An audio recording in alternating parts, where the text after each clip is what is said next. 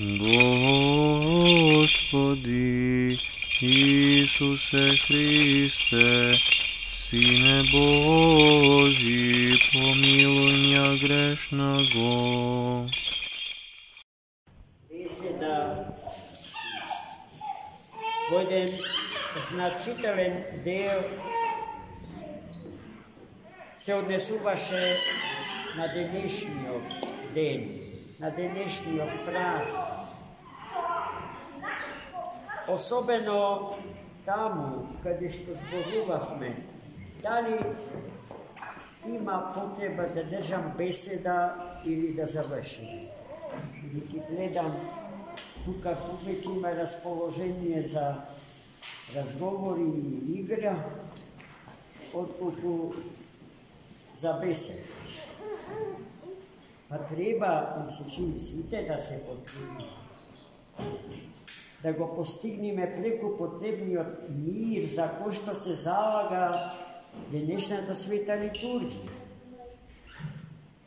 Сетете се само на песната што црковниот хор наш ја пееше на местото на Иже Херувим, во која што во буквалната смисла на зборот се бара секоја твар, се што постои, се што дише да замолчи.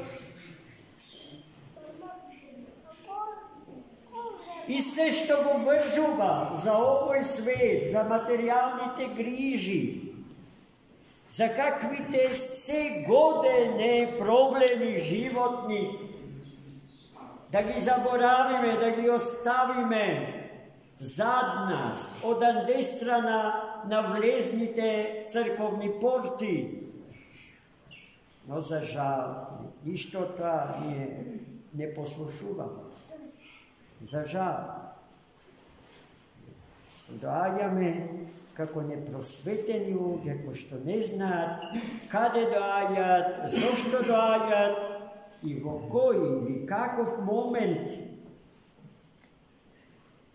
од животот на Светата Црква Божја, заквасена од времето на вечноста, влегуваме. Та има оваа моја денешна беседа е вишок, ако ја споредиме со пред малку кажаните зборови за херувимската песна. Но што е тоа што треба да се каже денеска? Тоа што Светото Евангелие ни го каже.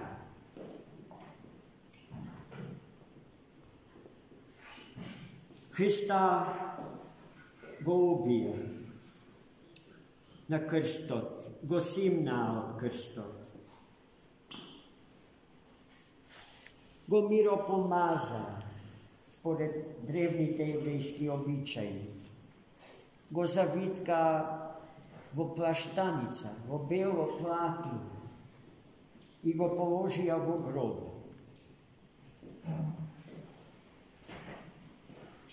И така, мртвото тело Христово стоеше неподвижно, безживотно, цели 3 дена во гробната длапка, издлабена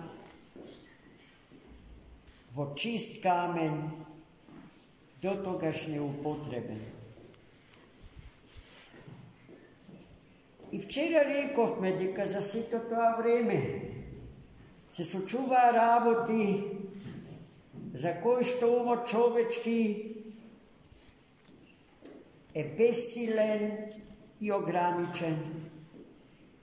Окото безсилно и неспособно да ги види, умото безсилно и неспособно да ги чуе, а јазикот исто така и исто толку неспособен да ги каже. Во истото тоа време, бидејќи Христос ја прими природата наша, онаква каква што е, na ontološki plan.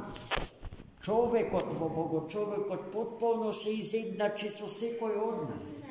I sekoj od nas onego ko gleda svoj brat, svoj drugar, svoj prijatelj i svoj Bog. A to i od nas gleda braća, prijatelji, drugari. I potencijalni bogoluge posilata na blagodata Božja so koja što toj nas ne hrani silom Duha Svijata.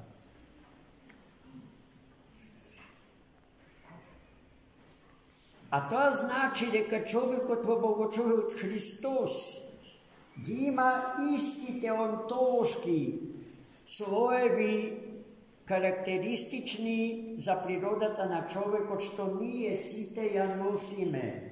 I spored koja što site nije, koliko i da sme, 8 milijardi ne ima vo svetu.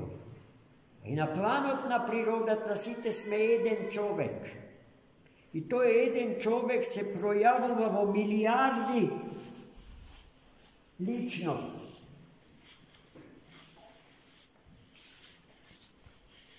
A природата на човекот е трослојна. Во неа разликуваме тело, душа и дух. Според антропологијата на големиот лионски епископ, владика и теолог Иринеј.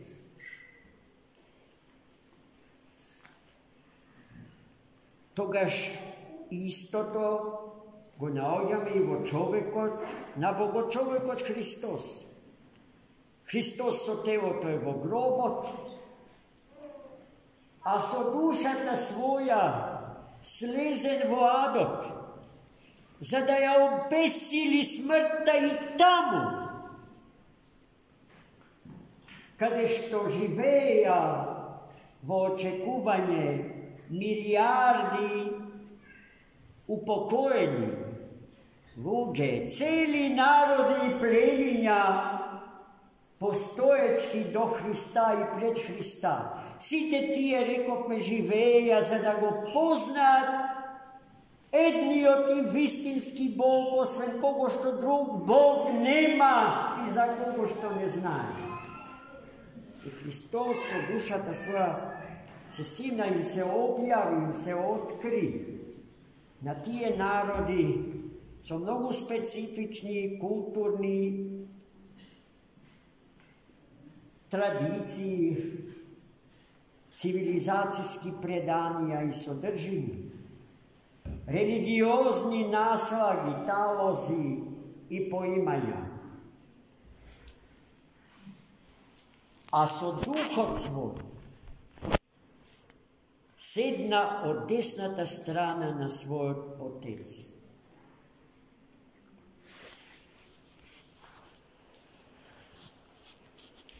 И гледајте сега,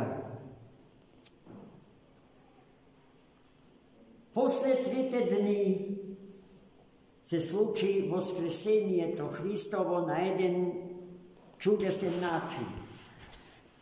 И покрај тоа, што гробот беше запечатен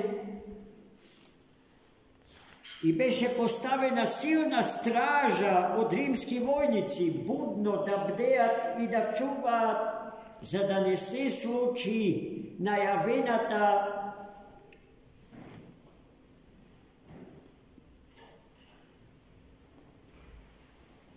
превара од страна на Ерусалимското свештенство, дека може да биде украден и да се каже дека воскреснал. Затоа гробот беше запечатен и беше поставена силна стража. И сето тоа го направи никој друг, туку римскиот намесник Пилат од Понт.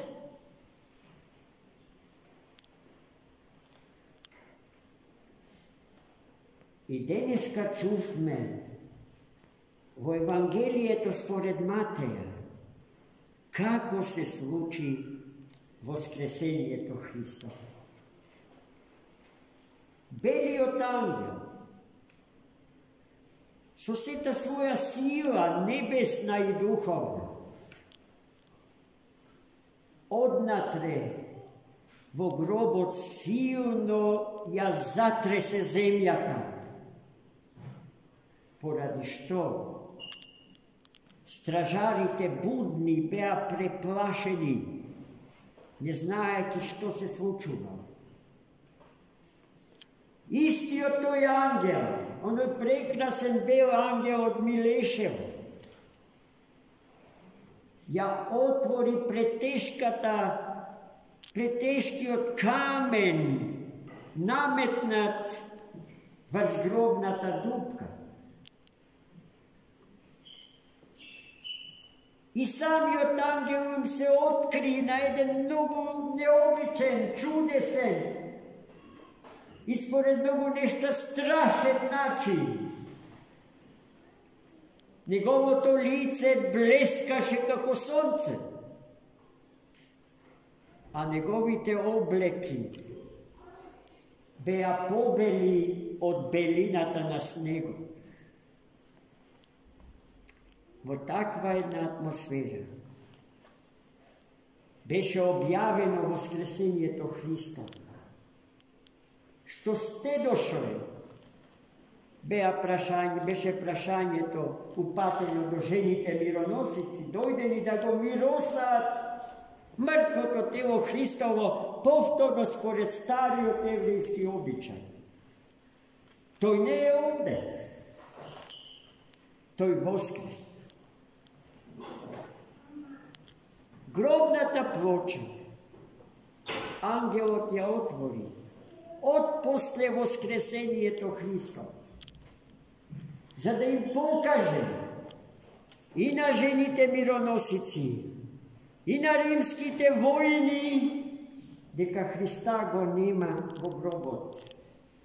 Од тогаш во историјата, философијата и теологијата се поставува прашањето за мистеријата на празниот гроб. Како тогаш Христос воскресна? Ако гробот при воскресението остана запечатен и ако околу гробот стражата не престана будно да го чува, така што, браќи и сестри, тој помина низ гробната плоча, без да ја распечати. Онака како што се роди од утробата на својата Богомајка, без да ја распечати незината света мајчинска утроба. И со тоа да ја сочува девственоста, вечната девственост незина.